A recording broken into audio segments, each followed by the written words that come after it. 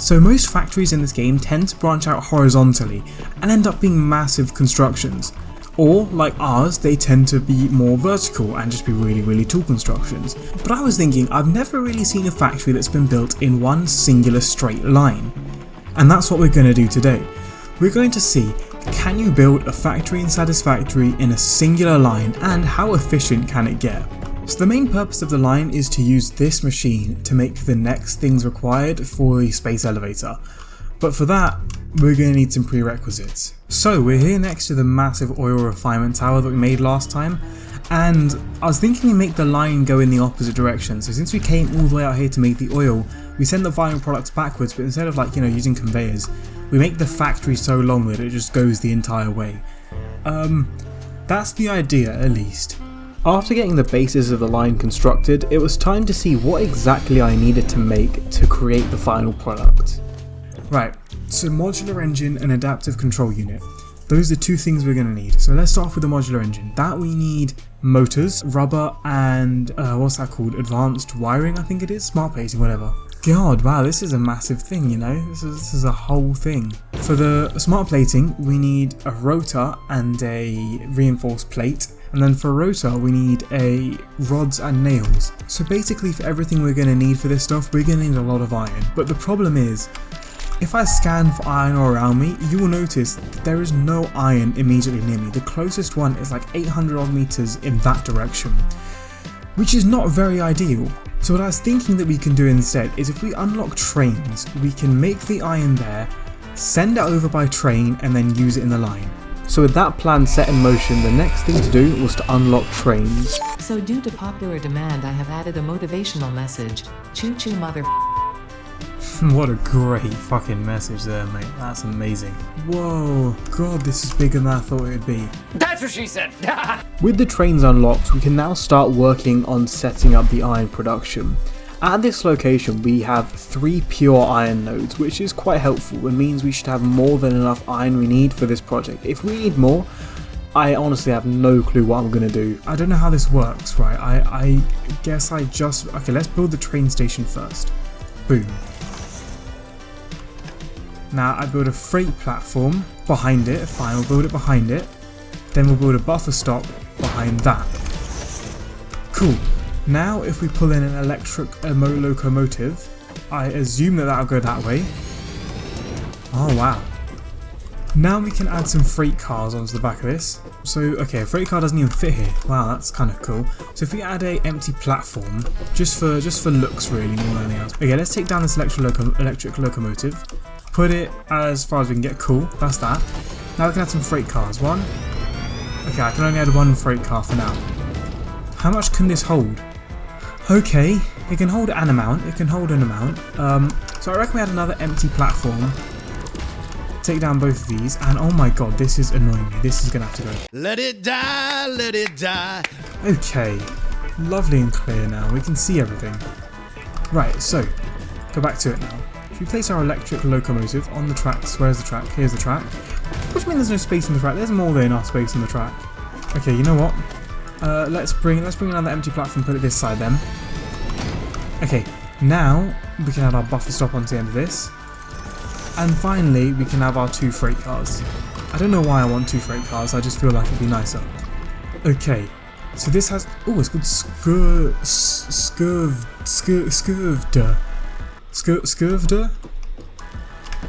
I don't know if I said that right, I probably said it really wrong. I'm sorry to anyone who's from the place where they speak this language, because I'm sure I butchered it. Oh, actually, you know what? I'm probably going to make this not an empty platform, but a freight platform instead. Let's wire these all up now. And with that, our first railway platform was constructed. It has 2 freight platforms, so the train has 2 cars, which hopefully should be enough for what we need. But all that's left now is to bring power back over here and then construct the platform on the other end, which was just doing more of the same really. Cool. And now that's the railway connected. So now, in theory, that's the iron all brought over. Our train station is called Gear this time. Love me a bit of Gear there. So this should be a load. This is a load. Outgoing items. We want this to load. This one also to load. Interact with freight car. So maybe I have to push this backwards a bit. Maybe this is too far in. Okay. right? F to dock. And then I dock with it. Oh, and then it just picks up the stuff. Oh, that's lovely. Nice. And then that goes back up. How much does this have in it? It has nothing in it. Okay, whatever. That'll take a minute to back up, I reckon. Now what we can do is we can go with edit timetable. Gare, save changes. Okay, I think that's done. Now if I turn on self-driving, next stop is unreachable. What do you mean unreachable?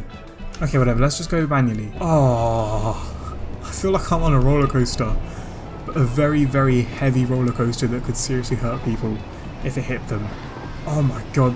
Okay, this is I tried to raise the hypertube because I thought it would be enough, but no.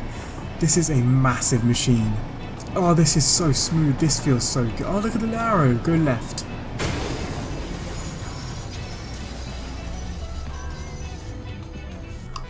Right. Okay, I see why it didn't like this. What happened to it? Where did this happen? Okay, so apparently if there are trains that collide with each other, that can cause it. But there are no trains to collide with. It has clear clearance on this side. I don't get why it's just immediately braking. So how do I get the train out of here? Can I go backwards? Oh, I can go backwards. Okay, good. Right, okay, cool. So let's try again. You know what? No, we're going to disassemble this. We can demolish this.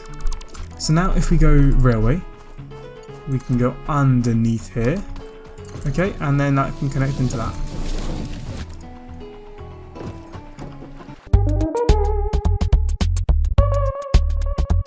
What? Why is this disconnected? What? Okay, that looks good, right? That the track had been rebuilt. I basically just moved things further away from our Caterium setup. I don't know what exactly it was colliding with, but must have been something, don't know. But I moved it away, and hopefully it should all be fine. Yes, it's going well, okay, we've made it. And then, I'm sorry, where's the freight platform part of this freight platform? Oh, it's on the other side. Why is it on the other side? Okay, whatever. This is going to be set to unload, and now this is going to be set to unload as well.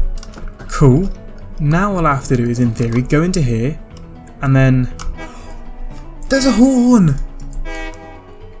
Yes! Choo-choo, mother. Lovely, okay. Right. Now, turn on self-driving. Why is it not reachable now? Why can I not dock at this station? Alright, okay, so I think I have this figured out now. Basically what I did is I just took off the ends of the train station and then pointed them in the other direction. So the actual railway direction of this train station is pointing that way, which I don't know, that makes no sense to me, but the guy on YouTube said to do it, I did it, and it worked, so you know, Bob's your uncle, I don't know, man. I think otherwise I would have had to have it in one big loop, which would have taken a lot of space, and I don't think I really have like the space along the line to do it. It would have taken too long, can't be bothered to do that. So this makes it nicer, but unfortunately it does mean that both the names of our stations have been changed. So this one right here is called Ger, or Gary from last time. The one over there is called Ludvika. Definitely easier names to say, so I'll take the win where I can get it. But anyways, just like that, that is the train all sorted out. You can get out of it now because it's going to keep doing whatever it's doing. But I was thinking, and I was like, you know what would be nicer? It would be nicer if instead of the raw iron, we could just send over the finished iron instead. So I think that's what I'm going to do. I'm just going to create a small little thingy, a small little setup that can, you know, turn this raw iron into cooked iron. Right, okay, so now I've upgraded all of this so it produces the melted iron. And oh my god, that took so long. Not just because of this process taking up a lot of time and space, but also because over there, our rubber storage is filled up. And what that meant was, right, that all of the blue rocks filled up, so the power went down, so I ended up with no power. So I had to go and jumpstart my system with some biofuel burners. Man, that took a while to fix. But once that was fixed, it was relatively smooth sailing to get the rest of the iron production done. And with this setup, we now have 3 times 240 iron per minute being produced. Right, okay, so with this train line now finished, we can actually start on the project we came here to start today, the line. Okay, so the first things that we should make, I think, are the smart plating, motors, and then also these modular frames. Right, so I think that's the first thing we should get going. The steel pipes, I have no clue how I'm going to get those over here, because there is no carbon nearby. So making those steel pipes is going to be a bit of a task. But anyways, okay, let's start with the first things first. Let's make a ton of basic iron production. Okay, so now we have the iron all coming up. So first we should make the motors. So for motors, we need rotors and stators. Let's do the rotor first. A rotor is rods and nails. So stators have steel in them, so that is going to be a part we're going to have to deal with. But first we have to deal with these rotors. So rotors is just rods and nails. Okay, let's get that one going first then. I realise I haven't really mentioned what it means to be building in a straight line. So basically what it means is that everything has to be sequentially put one after the other. I am going to allow doing things like this where you stack things on top of each other, just because I do have a limited amount of space. Really? And I have to reach that space elevator, and if I keep everything in lines, then I reckon I might run out of space. As crazy as that might seem right now, I think I probably will run out of space if I do it that way. It should still keep the main challenge element of, you know, this whole thing going. Anyway. Rotors take 20 rods and 100 screws per minute. Cool, how many does this make? This makes 15 rods. You know what, we can overclock this a bit. 20 rods. Lovely. So that is 20 rods going into it. Now we need to have 100 screws coming out. Now this is going to make us some screws. That's 15 rods per minute going into it to make screws. And what does a screw need? 10 rods per minute to make 40 screws. So now if we overclock this, I'm curious, okay? Cool, that makes 60 screws per minute. That's not quite what we want. We're going to want another double story setup like we have. I'm going to leave one space for wires. Hopefully I don't come to regret that. Cool. Right, now these two are going to make our screws. Okay, there we go, that's the first little bit. So this is taking up 30, this is taking up 20. So that's at 30, well, they only have 34. So we have 35 total going into here.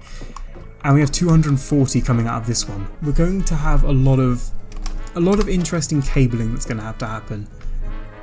We'll figure that one out when we get to it, I reckon. It's enough distance, cool. So will that allow that? No, whoa, okay. Did I put this? I put this the wrong way around. Oh my god. Okay, classic error. Schoolboy error there. Cool. Put this into there. Right, and now we have to take this one and send it up. Okay, let's figure out how to do that. Right, let's just see. Can it go normally? No, it can't. Right. So, how are we going to do this? I think it's going to have to be through an intricate system of these towers. Right, that. Pull it up to there. Okay, that's a start, Now can this one go over there? No, it can't. This is going to be a bit of a challenge. Let me try to figure a way to solve this problem real quick. Okay, so I've got it done. It doesn't look very pretty, but it was never going to, let's be honest. So basically this one is simple enough, but this one I'm going up here, and then it loops around, and the idea is that it just keeps looping around from side to side. I think I'm stuck.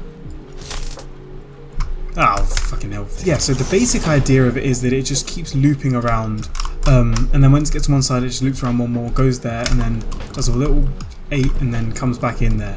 So, it works. Right, so that is the constructors actually made. Now we just need to get power up here, which, you know, that should be the easy part, right? Okay, so that's all of these now connected up. Now all we have to do is, this is producing the rods, and this is meant to make screws, and this is also meant to make screws. This makes 10 per minute, and this is supposed to make 20 per minute. After setting everything in the constructors, I realised that I made my maths wrong. So after fixing that, all that was left was to actually wire everything up. I don't know if you can like choose which fuel you want to use for the jetpack. I wish you could. At least I wish I knew how you could, because I'm sure you can. I just don't know how. It's a bit stupid like that, you know. Cool. This into you. This into you. Okay, that's one of them done. Now we have to work on the other 2 stories. Now this is going to be a whole new challenge, that means. 20 minutes later. Okay, now we have a solution for this one as well. You know, God, I actually feel quite smart for coming up with this.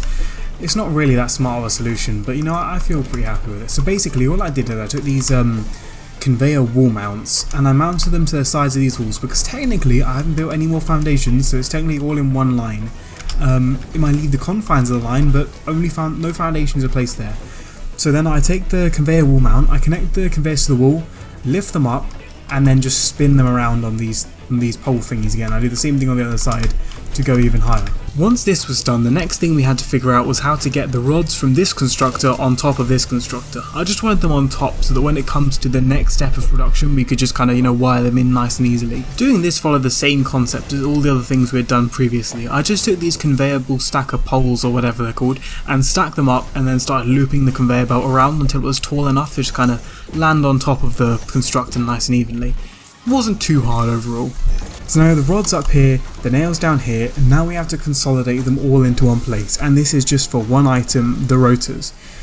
Oh my god, this is such a long project. Right, now let's get this assembler down then. We're going to give ourselves 2 blocks of working room for this and place it right here, just because we have to deal with a lot of annoyingness and a lot of BS realistically. Okay, so that's a conveyor merger, cool. This one goes here, that one's nice and easy. Cool, now I have to get this output down here, which, you know, as you can see, it doesn't want to do. So if we take our logistics and our wall mount, or not wall mount, our pole, do that, does it want to do this? Wow, really? It doesn't want to do that? Okay, we'll settle for same height, There we go. Right, now how can I do this? We could always go with this way, right? Yeah, that works, and then I think this is an allowed shape. Yep, okay, cool. That's one side done. Now we have to do the other side. Conveyor lift to ground level. No, we have to send it this way. And then this is fine. Right, okay, cool. That is all the screws done. This looks insane already. This looks so complicated already. Oh, this is going to look so good when it's finished. Okay, so now that the screws are going into there, we have to take these rods and send them into there. Now this, come on. Yes! Okay, we've made it. Right, now, this absolute maze. How on earth can I try to explain this? Basically, okay, we have it up here.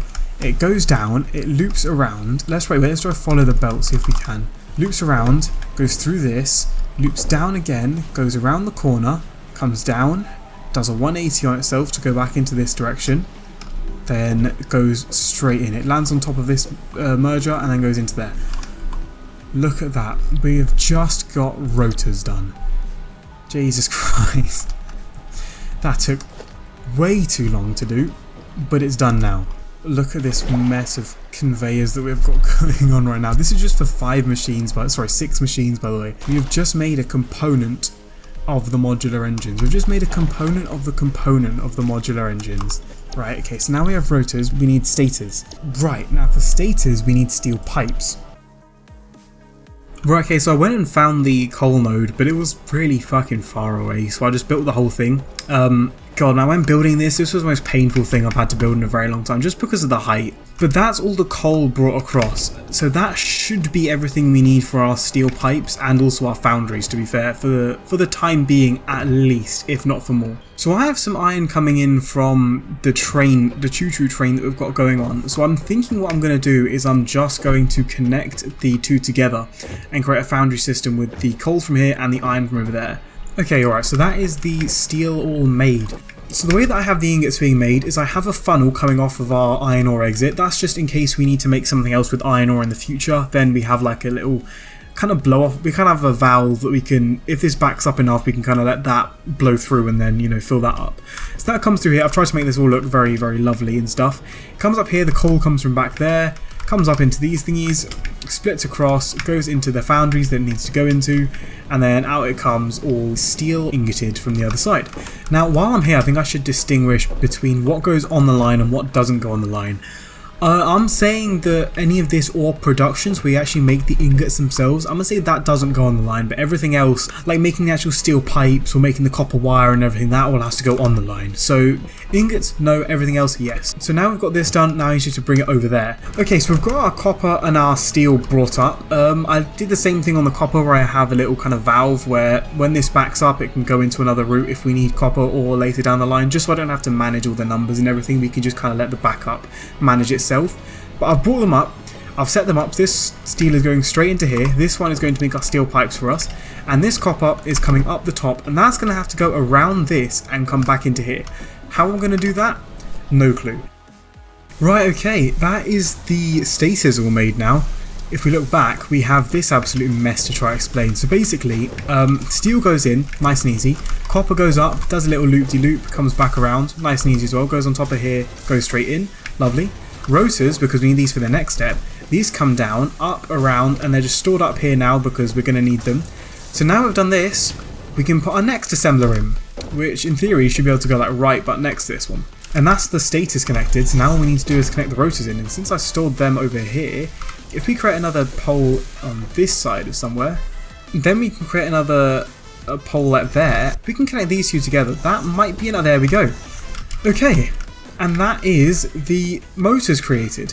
Motor. Right, okay, so let's check on our progress and see what all of this mess, which looks amazing, let's see what all of that has earned us then in this. Okay, so we've made our motors, we have our rubber coming in, and now we just need to make our smart plating. But I think making the smart plating is going to have to be a job for another time. I've been building this for such a long time now, and that steel over there honestly took ages. I know it doesn't look like we got much done today, but honestly, this was so much progress. Just making the ores and bringing them over is half the battle, I feel. And God, when this is done, this is going to stretch for miles. But anyways, that is for another time when this behemoth properly comes to life.